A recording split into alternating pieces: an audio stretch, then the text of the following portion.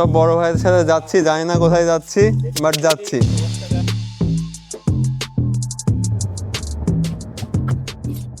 Hello guys, আমরা ইতিমধ্যে কোনো ডেস্টিনেশন ছিল না, আমরা সংক্ষিপ্ত একটা সময়ের মধ্যে আমরা চলে আসছি ইম্পেরিয়াল এক্সপ্রেস। এটার মাধ্যমে আমরা এখন যাচ্ছি বান্দরবন, আমাদের নেক্সট ডেস্টিনেশন বান্দরবন। তো আমরা দেখি বান্দরবনে যে কি করতে পারি।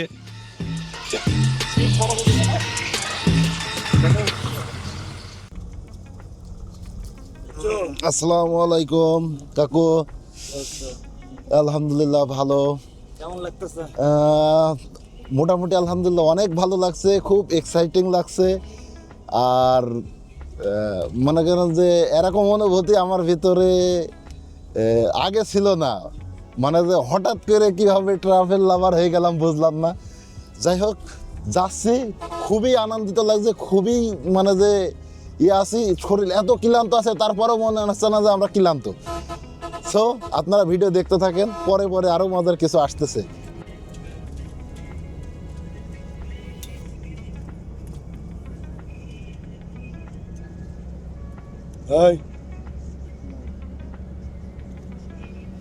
কি অবস্থা বন্ধু?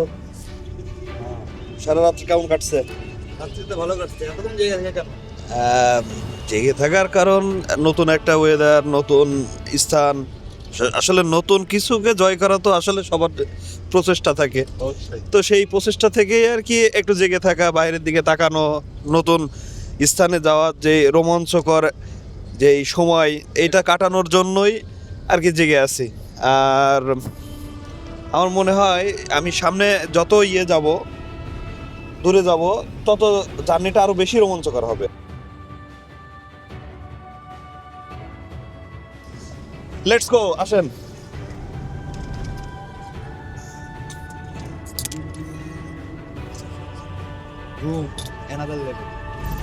বড় জামাই, হ্যাঁ গাইস, এখন আমাদের দেখতে পাচ্ছেন এটা আমার বড় জামাই, ঠিক আছে? মাঝে মধ্যে সে একটু দুষ্টামি করে, হ্যাঁ, কিন্তু সবকিছু আসলে বড় জামাই। আর বড় জামাইয়ের সাথে পরিচয় করে দিই তারেক আজিজ, ঠিক আছে? তারা বড় জামাই একটু ওঠেন, ওঠে একটু দর্শকদের উদ্দেশ্যে কিছু বলেন।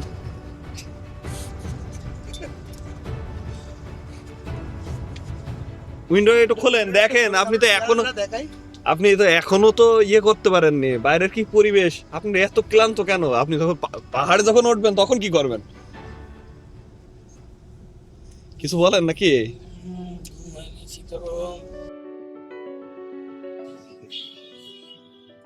বাংলাদেশের 3 পার্বত্য জেলার অন্যতম হচ্ছে বান্দরবন, যেখানে রয়েছে পাহাড়ি ঝর্ণা আর নিজ হাতে মিক্স হয়ে দেখার মতো অবরিত এক সুযোগ।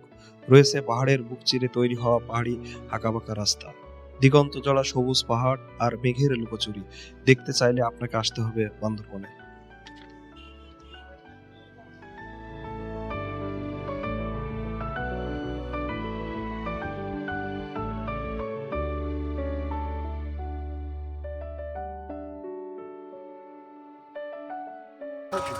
তো আমরা এই মুহূর্তে নামছি বান্দরবন বাস স্ট্যান্ডে। এখানে আমরা এখান থেকে আমরা কি করবো? একদিক ক্রস করেছি, বাকিটা দেখা যাক ওদিকে যাওয়া যাবে, করা যায়। আর সোহাগ আর আমাদের চাচা ভাইস্তা রেডি।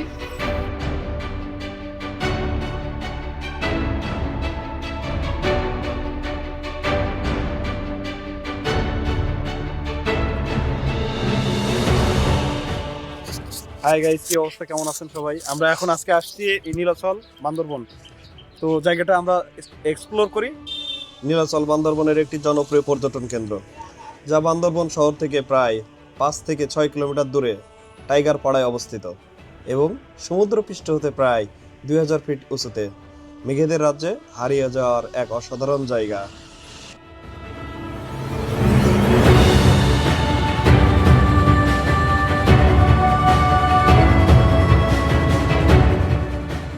প্রচলিত রূপকথায় আছে, এক সময় এই এলাকার অসংখ্য বানর বসবাস করত। এই বানরগুলি শহরে ছড়ার পাড়ে লবণ খেতে আসতো। এক সময় অতিবৃষ্টির কারণে ছড়ার পানি বৃদ্ধি পাওয়ায় দলবদ্ধভাবে বানরেরা ছড়া পার হতো। আর এই দৃশ্য দেখে জনপদের মানুষেরা এলাকার পরিচিতি দিতে থাকেন ম্যাক্সি ছড়া, অর্থাৎ মারমা ভাষায় ম্যাক অর্থ হচ্ছে বানর, আর সি অর্থ হচ্ছে বাঁধ। এক কথায় বানরের বাঁধ। কালের প্রবাহে বাংলা ভাষাভাষী মানুষের উচ্চারণে এই এলাকার নাম রূপ লাভ করে বান্দরবন হিসেবে। 1900 সালের দিকে বান্দরবনকে বোমাংথং বলে ডাকা হতো। 1951 সালে মহকুমা হিসেবে কার্যক্রম শুরু করে এবং পরবর্তীতে 1981 সালে 18 এপ্রিল জেলা হিসেবে আত্মপ্রকাশ করে এই বান্দরবন।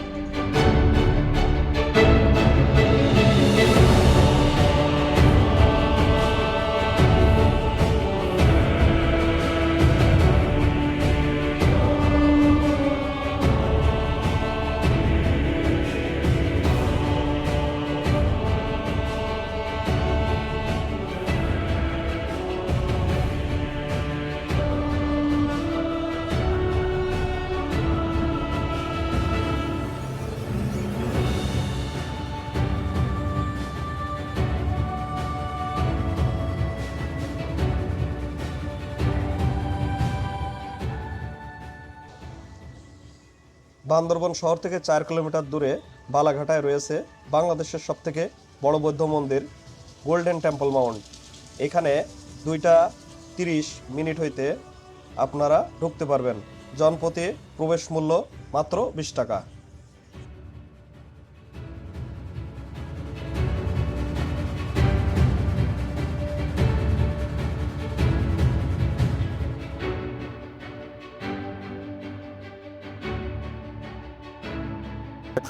এখানে আমরা একটা জাদুঘরও দেখতে পাচ্ছি। জাদুঘরটা অরুণ শারকি মিউজিয়াম মোহাম্মদ মিজানুর রহমান উদ্বোধন করছেন। এখানে একজনের ছবি আছেন, আমি জানি না ইনিকে। এখানে অনেকজনের ছবি আছে যারা এখানকার অধিবাসী ছিলেন বা এখানকার যারা মানুষজন ছিলেন, তাদের বিভিন্ন রকম ছবি, বিভিন্ন রকম জীবন আছে যেগুলো আপনি এখানে দেখতে পারবেন। চলে আমি জানি না তোর কোনো পারমিশন আছে কিনা, একটা জোদাচ।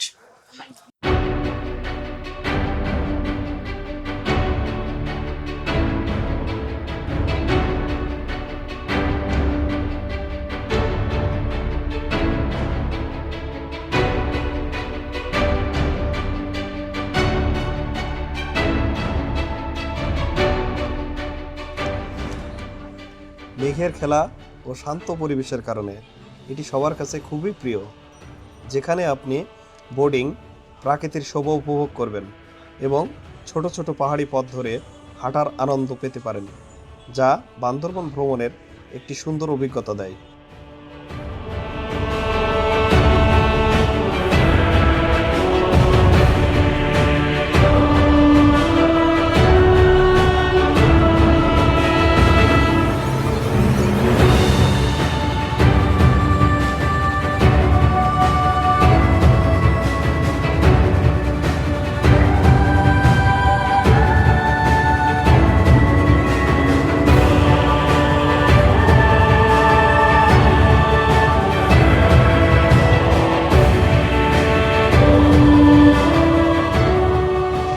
রূপালী ঝর্ণায় কি আছে? ঝর্ণায় পানি পড়ে উপর থেকে। পানি আছে এখন? হ্যাঁ আছে। পানিগুলো দেখা যাবে? ঝর্ণা পড়তেছে? ওকে, আমরা এখন চলে যাচ্ছি রূপালী ঝর্ণার দিকে। এতে দুটো ছোট ভাইকেও পাইছি আমরা এই মুহূর্তে।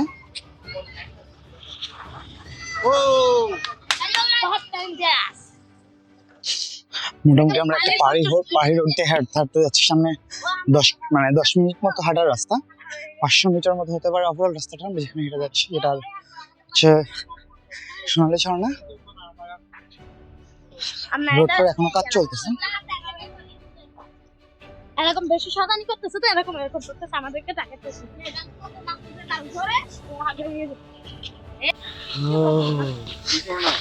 ওকে, আমরা রূপালী ঝর্ণার কাছে চলে আসছি অলরেডি। আপনারা দেখতে পাচ্ছেন অলরেডি এখানে রূপালী ঝর্ণার আশেপাশে আমরা চলে আসছি। সাইড থেকে ঝর্ণার থেকে এখন স্রোতধারা খুবই কম, বাট ঝর্ণাতে যাওয়ার জন্য বেশ ছোট একটা সাঁকো রয়েছে। এখানে পর্যটন প্রকল্প এত ভালো হওয়ার পরও এখানে একটা আসলে পর্যটকদের জন্য যাতায়াতের জন্য একটা ভালো জায়গা তৈরি করাটা উচিত সরকার। আশা করি খুব দ্রুত এখানে খুবই সুন্দর একটা যাতায়াতের ব্যবস্থা হয়ে যাবে, যেখানে আমরা চাইলে যেতে পারবো। এটা হচ্ছে সেই রূপালী ঝর্ণা, রাইট? না, আমরা রূপালী ঝর্ণা আমরা চাইলে এখানে ড্রোন উড়াতে পারবো। দেখতেছি। ড্রোনটা উড়াইয়ে পুরো পাহাড়গুলো দেখাবো। আচ্ছা, দেখতেছি। ওকে, আমরা এখন এখানে রূপালী ঝর্ণার এখানে আছি। ঝর্ণাটা মোটামুটি সুন্দর। বাকিটা আমরা ড্রোন ভিউ দিয়ে দেখার চেষ্টা করব, ড্রোনে কেমন লাগে আমাদের কাছে রূপালী ঝর্ণা। আমাদের মেম্বার অলরেডি সবাই চলে আসছে। আশা করি যখন বর্ষার টাইম থাকে তখন এখানে ঝর্ণার স্রোত ধারা অনেক বেশি সুন্দর থাকে। ঝর্ণার অ্যাকচুয়াল মজা আপনারা নিতে চান তাহলে অবশ্যই আপনাদেরকে আসতে হবে ভরা মরশুম, যেটাকে বলে বর্ষাকাল বা বর্ষার ভরা মরশুম যখন থাকে তখন এখানে নদীর অনেক বড় স্রোতধারা থাকে। তাও আমরা ঝর্ণাটা দেখতে পাচ্ছি, মোটামুটি ভালোই পানি আসতেছে, খারাপ না, ভালো।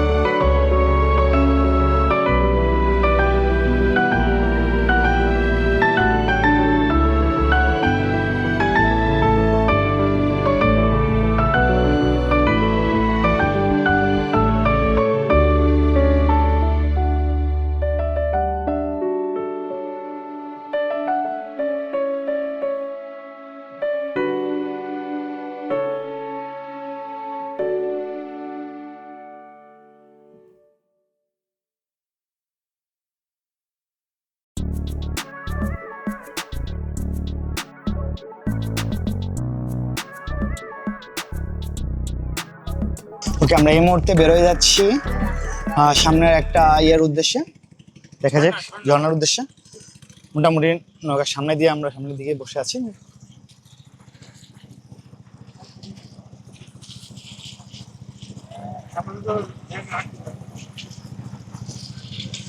দর্শক, আমরা এখন আছি সাঙ্গু নদীতে, বান্দরবনের একটা।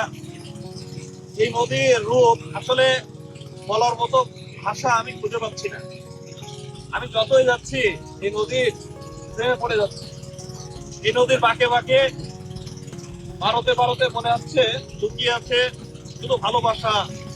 অ্যাকচুয়ালি আমরা আমরা শুধু নারী, আমরা সৌন্দর্য বলতে শুধু নারী বা মেয়েদেরকে বুঝি। অ্যাকচুয়ালি বিষয়টা তেমন না। সৌন্দর্য হচ্ছে প্রকৃতির মাঝে, সৌন্দর্যের উপরও রূপ আছে প্রকৃতির ভেতরে। আমরা যদি সৌন্দর্যকে দেখতে হয় অবশ্যই নদী, পাহাড়, পর্বত, মাঝে এক কথায় আল্লাহর সৃষ্টিকে দেখতে হবে, তাহলে আমরা মাঝে সৌন্দর্যের আসল রূপ আমরা দেখতে পারবো। আমার কি আর বলবো, বলার ভাষা নাই।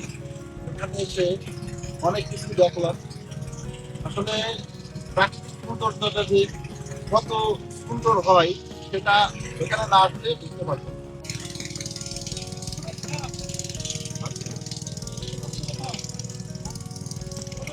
হেই হোয়াটসঅ্যাপ গাইস, কেমন আছেন সবাই? আচ্ছা, আমরা অনেকে সন্টে একটা কথা মানে মাইক্রোফোনে একটা কবিতা শুনছি, এবং ভণ্ডারে তাও বিবিধ হতন তার সে বাবদ আমি অবহেলা করি, পরধনে লবে মত্ত করেন ভ্রমণ পরদে শিক্ষা বিক্ষণে আচরি। আসলে আমরা সবাই মানে পৃথিবীর বিভিন্ন জায়গায় ঘুরতে যাই, বিভিন্ন জায়গায় যাই, কেউ সিঙ্গাপুর, কেউ মালয়েশিয়া, কেউ থাইল্যান্ড, বিভিন্ন দেশে যাই। আমরা আসলে নিজেই জানি না আমার দেশে কি স্বর্ণটা আছে, কি আছে আমার দেশে, আমার দেশে কি আছে সেটাই দেখার উদ্দেশ্যে আজকে আমাদের বান্দরবন ভ্রমণ। আমরা যা দেখতেছি তা আপনারাও দেখতেছেন, আমরা যা দেখতেছি তা আপনারাও দেখবেন। আমাদের দৃষ্টি আপনাদেরও দৃষ্টি, আপনাদের ঘর আমাদেরও ঘর, আপনাদের ঘরের দরজা আমাদের চৌকাঠ, আপনাদের ভালোবাসা আমাদের ঘরে আসবে। সেই ভালোবাসাকে সাথে নিয়ে আমরা আজকে আপনাদের সাথে দেখাবো। বাকিটা পরিত্রার সময় আমাদের সাথে থাকবেন, আমাদেরকে ভালোবাসা দিবেন। আর ভালোবাসা দিলে একটা কাজই করতে হবে, সেটা হচ্ছে কি করতে হবে? লাইক, শেয়ার, অবশ্যই সাবস্ক্রাইব করে আমাদের সাথে থাকতে হবে। আমরা আপনাদেরকে দেখাতে যাচ্ছি আমাদের এই প্রাকৃতিক সর্বোচ্চ সৌন্দর্য।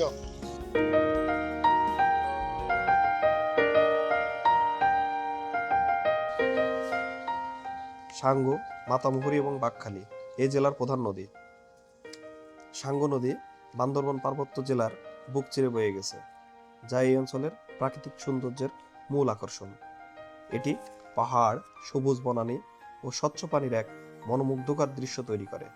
মায়ানমারের আরাকান পাহাড় থেকে উৎপন্ন এই নদীটি বান্দরবনের থানচি রেমেক্রি অঞ্চলের মধ্য দিয়ে প্রবাহিত হয়ে বঙ্গোপসাগরে মিশেছে।